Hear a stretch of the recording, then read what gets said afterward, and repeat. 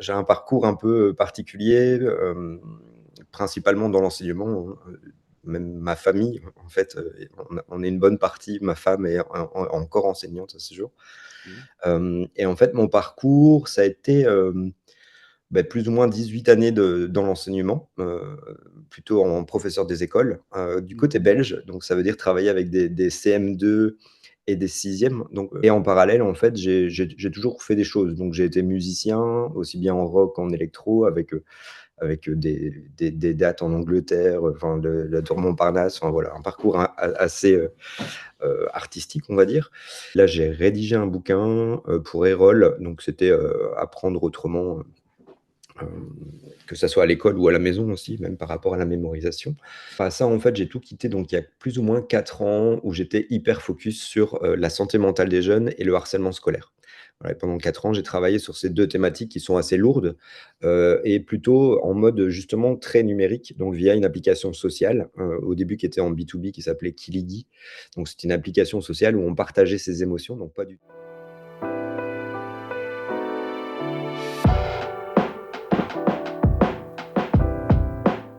Donc je me suis, de plus en plus intéressé à l'effet négatif des écrans, notamment les smartphones et voilà il y avait pas photo, le smartphone était en grande partie, responsable, enfin c'est multifactoriel, mais il y a tout de même une grande partie des réseaux sociaux qui sont problématiques et le temps d'écran qui est, hyper problématique parce que, ça augmente d'année en année. Parce que, tous les géants se battent pour avoir l'attention au point d'avoir des dérives, complètement folles où des jeunes perdent, 100 jours par an de leur vie, chaque année.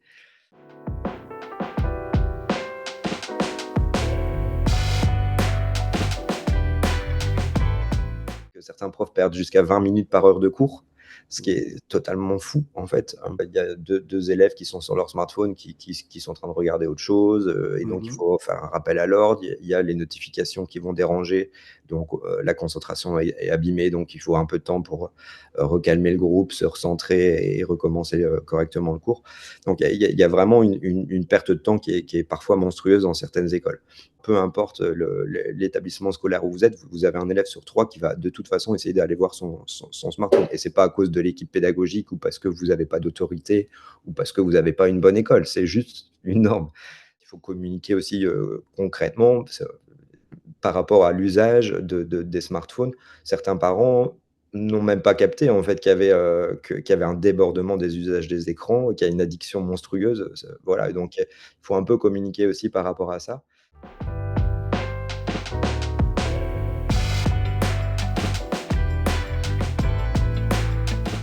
Alors, le retour, il est hyper positif. On dirait que c'est un effet magique, hem et ça l'est, ça en fait, ça fait un peu, cure de désintoxication. La première semaine, c'est sûr, où, les élèves vont pas être contents et majoritairement, parce qu'on on leur a retiré leur précieux. De l'autre, on a, les enseignants qui sont en mode hyper positif en se disant: «Non mais là, c'est j'en pouvais plus des smartphones. Là, je repasse enfin du temps en classe pour l'apprentissage où je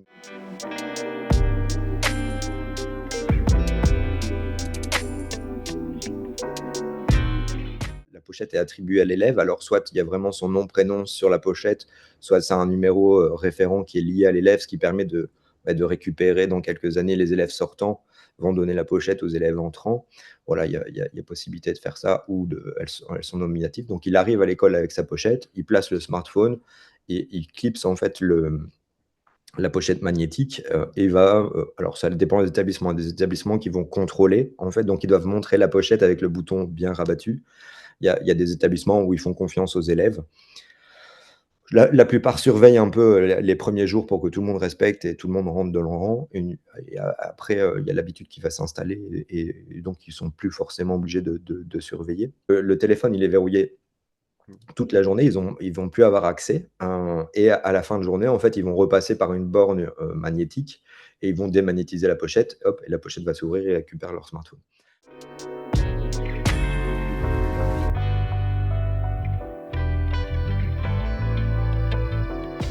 La phase de dépendance, pendant les premiers jours où ils sont en mode, en manque et finalement les bienfaits qui arrivent à partir de la deuxième, de la troisième semaine où ils se disent: «Bah, en fait, c'est assez, c'est assez plaisant, en fait, on se reparle, et là, la directrice, elle est venue vers moi en me disant: «Non mais, c'est juste magique. Après 2 semaines, on a retour des jeunes qui jouent au ping-pong, le retour du ballon dans la cour alors qu'on l'avait plus vu depuis de quelques années». Enfin, ça a l'air tout simple, mais c'est quand même juste dingue de se dire: «Bon, beh, il faut absolument une pochette pour, que les jeunes rejouent au ballon dans une cour». Enfin, c'est juste fou.